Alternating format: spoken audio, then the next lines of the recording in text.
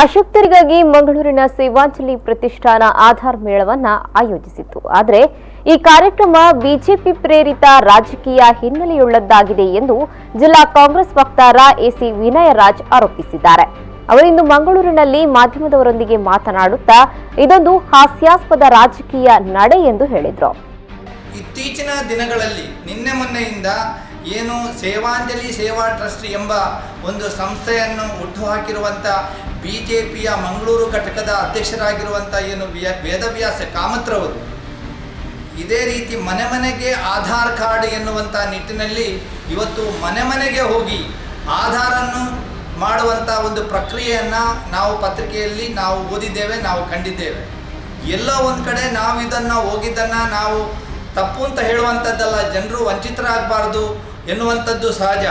ಆದರೆ JR ಲೋಬೋ ಸಾಹೇಬರು ಯಾವಾಗ ಈ ಇಂಥ ಅಭಿಯಾನವನ್ನು ಶುರು ಮಾಡಿದಂಥ ಸಂದರ್ಭದಲ್ಲಿ ಅವರೊಂದು ಪಕ್ಷದ ಒಬ್ಬ ವ್ಯಕ್ತಿಯಲ್ಲ, ಅವರು ಜನಪ್ರತಿನಿಧಿಯಾಗಿದ್ದಾರೆ ಎನ್ನುವಂಥದ್ದನ್ನು BJPಯವರು ಅವತ್ತು ಮನಗಾಣಬೇಕಾಗಿತ್ತು. ಜನರಿಗೆ ಸೇವೆಯನ್ನು ಕೊಡುವುದರ ಅವರ ಆದ್ಯತೆ ಎನ್ನುವಂಥದ್ದನ್ನು ಮನಗಾಣಬೇಕಾಗಿತ್ತು. ಅದನ್ನು ಬಿಟ್ಟು ಅವತ್ತು ರಾಜಕೀಯವನ್ನು ಮಾಡಿದವರು ಇವತ್ತು ಅದೇ ಆಧಾರ್ ಕಾರ್ಡನ್ನು ಮನೆ ಮನೆಗೆ ಕೊಂಡೋಗುವಂಥದ್ದನ್ನು ನೋಡಿದಾಗ ಇದು ಒಂದು ಬಹಳ ಒಂದು ಹಾಸ್ಯಾಸ್ಪದ ಮಾತ್ರವಲ್ಲದೆ ಇದರ ಹಿಂದೆ ರಾಜಕೀಯ ನಡೆ ಕೂಡ ಇದರ ಹಿಂದೆ ಇದೆ ಎನ್ನುವಂಥದ್ದನ್ನು ನಾವು ಕಂಡಿದ್ದೇವೆ. ಇನ್ನು ಈ ಬಗ್ಗೆ ಪ್ರತಿಕ್ರಿಯಿಸಿದ ಬಿಜೆಪಿ ಮಂಗಳೂರು ದಕ್ಷಿಣ ವಿಧಾನಸಭಾ ಕ್ಷೇತ್ರ ಅಧ್ಯಕ್ಷ ಡಿ ವೇದವ್ಯಾಸ ಕಾಮತ್, ನಮ್ಮಿಂದ ಯಾವುದೇ ರಾಜಕೀಯ ಪ್ರೇರಿತ ಕಾರ್ಯಕ್ರಮಗಳನ್ನು ಆಯೋಜಿಸಲಾಗಿಲ್ಲ.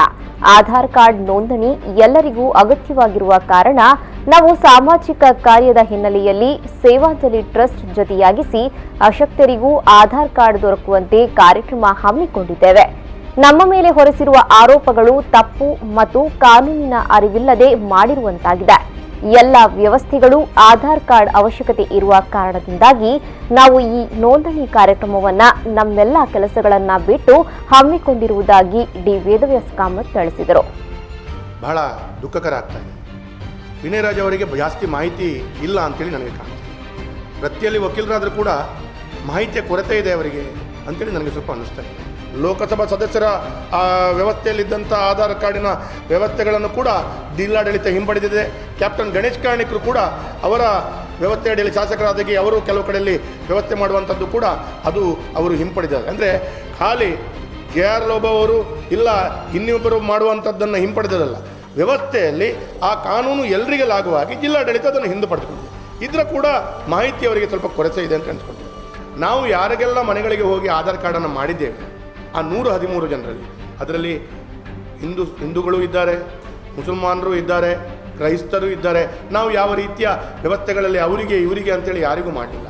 ಯಾರು ಸಾರ್ವಜನಿಕರು ಬಂದಿದ್ದಾರೆ, ಯಾರು ಅವರ ಹೆಸರನ್ನು ಕೊಟ್ಟಿದ್ದಾರೆ ಅವರ ಮನೆಗಳಿಗೆ ಹೋಗಿ ನಾವು ಆಧಾರ್ ಕಾರ್ಡ್ ಮಾಡಿಕೊಡುವಂಥ ಕೆಲಸಗಳು ಪ್ರಕ್ರಿಯೆಗಳು ಹಾಗೆ ಅಶಕ್ತರು ಅಂತೇಳುವವರೆಗೆ ಮಾಡ್ತಾ ಇದ್ದೇವೆ. ನಾನು ಹೇಳ್ತೇನೆ, ವಿನಯರಾಜ್ ಅವರಿಗೆ ಮಾಹಿತಿಯ ಕೊರತೆ ಇದೆ. ಅವರು ಆ ಮಾಹಿತಿಯನ್ನು ಪತ್ರಿಕೆಯಲ್ಲಿ ಬಂದಂಥ ಮಾಹಿತಿಗಳನ್ನು ಕೂಡ ಸರಿಯಾಗಿ ನೋಡೋದು ಒಳ್ಳೆಯದು ಅಂತೇಳಿ ನನಗೆ ಕಾಣ್ತದೆ. ಮತ್ತು ಈ ರೀತಿಯ ಅಶಕ್ತರಿಗೆ ಹೋಗಿ ಮನೆಯಲ್ಲಿ ಆಧಾರ್ ಕಾರ್ಡ್ ಮಾಡುವಂಥದ್ದನ್ನು ಈ ರೀತಿ ರದ್ದಾಂತ ಮಾಡಿ ಹಲವಾರು ಅಶಕ್ತರಿಗೆ ಇನ್ನು ಮುಂದಿನ ದಿನಗಳಲ್ಲಿ ಮಾಡಿ ಕೊಡಲಿಕ್ಕೆ ಆಗೋದಿಲ್ಲ ಅಂತ ಪರಿಸ್ಥಿತಿಯನ್ನು ಮತ್ತು ವಾತಾವರಣವನ್ನು ಅವರು ನಿರ್ಮಾಣ ಮಾಡ್ತಾ ಇದ್ದಾರೆ. ಅದಕ್ಕೆ ನನಗೆ ಬಹಳಷ್ಟು ದುಃಖಕರವಾಗ್ತದೆ. ಕಾಂಗ್ರೆಸ್ನವರು ಈ ರೀತಿಯ ರಾಜಕಾರಣವನ್ನು ಮಾಡಬಾರ್ದು.